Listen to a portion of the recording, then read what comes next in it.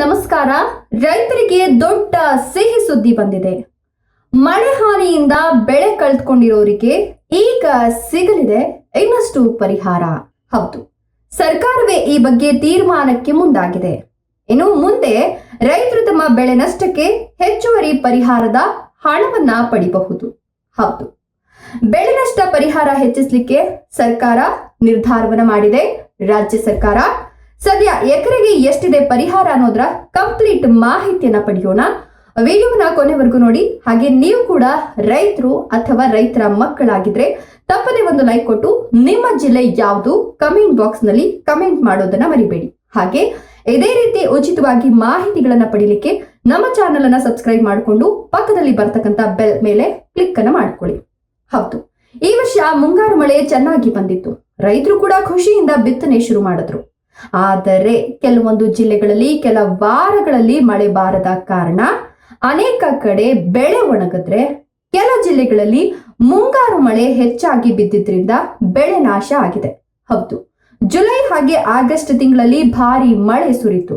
ಇದೆಲ್ಲ ನಿಮ್ಗೆ ಗೊತ್ತಿರ್ತಕ್ಕಂಥ ವಿಚಾರ. ಅತಿವೃಷ್ಟಿಯಿಂದ ಅನೇಕ ರೈತರ ಹೊಲಗಳಲ್ಲಿ ಬೆಳೆಗಳು ನಾಶವಾಯಿತು. ಸೊ ಮಳೆ ಹಾನಿಯಿಂದ ರೈತರು ಭಾರಿ ಆರ್ಥಿಕ ಸಂಕಷ್ಟಕ್ಕೆ ಸಿಲುಕಿದ್ದಾರೆ.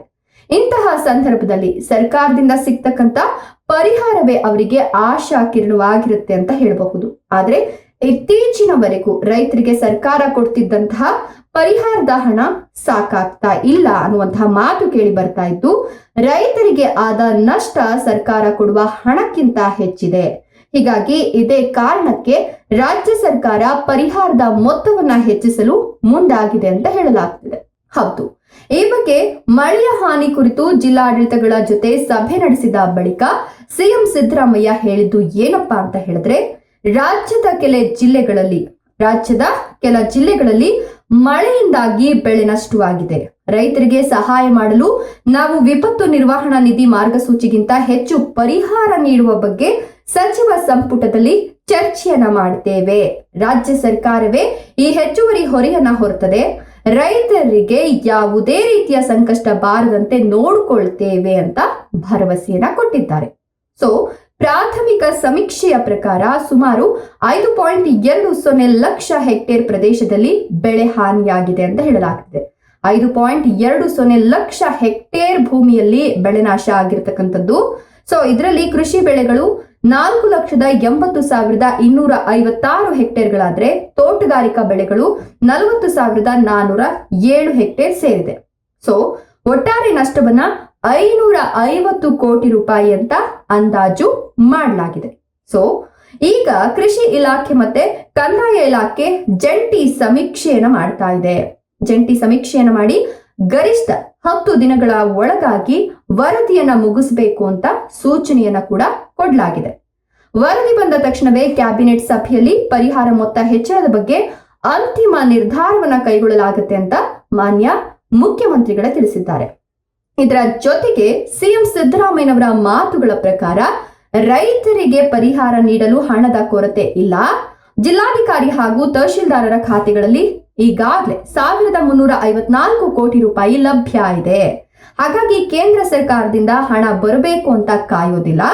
ರಾಜ್ಯ ಸರ್ಕಾರವೇ ಸಂಪೂರ್ಣ ಹೊಣೆಯನ್ನ ಹೊತ್ತು ಪರಿಹಾರ ಬಿಡುಗಡೆ ಮಾಡುತ್ತೆ ಅಂತ ಹೇಳಲಾಗ್ತದೆ. ಬಿಜೆಪಿ ಸರ್ಕಾರದ ಅವಧಿಯಲ್ಲಿ ಒಮ್ಮೆ ಬೆಳೆ ನಷ್ಟ ಪರಿಹಾರ ಮೊತ್ತವನ್ನ ದುಪ್ಪಟ್ಟುಗೊಳಿಸಲಾಯಿತು. ಆಗ ಎಸ್ಡಿಆರ್ಎಫ್ ಮಾರ್ಗಸೂಚಿಗಿಂತ ಹೆಚ್ಚೇ ಪರಿಹಾರವನ್ನ ನೀಡಲಾಗಿತ್ತು.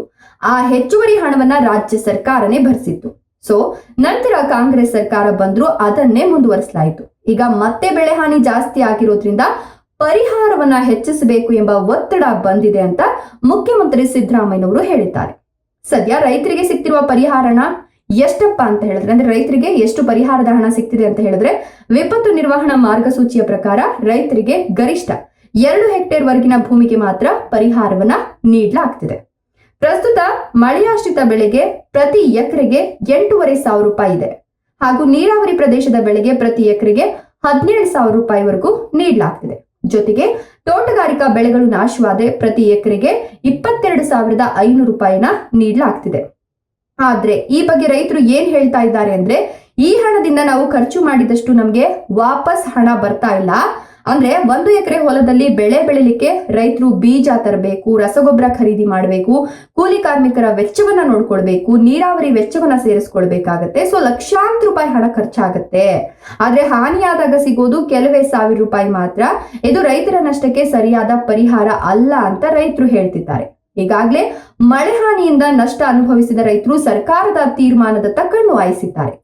ಪರಿಹಾರ ಸಿಗೋದ್ರಿಂದ ನಮ್ಮ ತೊಂದರೆ ಕಡಿಮೆ ಆಗ್ತದೆ ಅನ್ನೋ ವಿಶ್ವಾಸದಲ್ಲಿ ರೈತರು ಕಾಯ್ತಾ ಇದ್ದಾರೆ. ಹೀಗಾಗಿ ಸರ್ಕಾರ ಈಗ ರೈತರ ಮಾತಿಗೆ ಕಿವಿಗೊಡಬೇಕಿದೆ.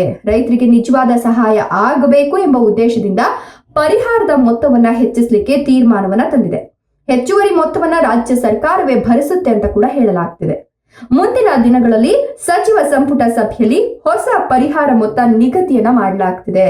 ಹೀಗಾಗಿ ರೈತರು ಹೆಚ್ಚಿನ ನೆರವನ್ನ ಪಡೆಯಲು ಸಾಧ್ಯವಾಗುತ್ತೆ ಅಂತ ಸ್ವತಃ ಮುಖ್ಯಮಂತ್ರಿ ಸಿದ್ದರಾಮಯ್ಯನವರನ್ನೇ ಹೇಳ್ಕೊಂಡಿದ್ದಾರೆ. ಏನೇ ಆಗ್ಲಿ ರೈತನೇ ದೇಶದ ಬೆನ್ನೆಲುಬು. ಹೀಗಾಗಿ ರೈತರು ಶ್ರಮಪಟ್ಟು ಅನ್ನ ಬೆಳಿತಾರೆ. ಅವರ ನಷ್ಟಕ್ಕೆ ಪರಿಹಾರ ನೀಡೋದು ಸರ್ಕಾರದ ಕರ್ತವ್ಯ ಕೂಡ ಹೌದು. ರೈತರಿಗೆ ಹೆಚ್ಚು ನೆರವು ಸಿಗ್ಲಿ, ಅವರ ಬದುಕು ಬಾಳು ಸುಖಕರವಾಗಿರ್ಲಿ ಅನ್ನೋದು ಎಲ್ಲರ ಆಶಯ ಕೂಡ ಹೌದು. ನೀವೇನ್ ಹೇಳ್ತೀರಾ? ನಿಮ್ಮ ಅಭಿಪ್ರಾಯಗಳನ್ನ ಕಮೆಂಟ್ ಬಾಕ್ಸ್ ನಲ್ಲಿ ಕಮೆಂಟ್ ಮಾಡಿ. ಹಾಗೆ ನಿಮ್ಮ ಆತ್ಮೀಯರಿಗೆ, ಕುಟುಂಬಸ್ಥರಿಗೆ ಶೇರ್ ಮಾಡಿ. Thank you.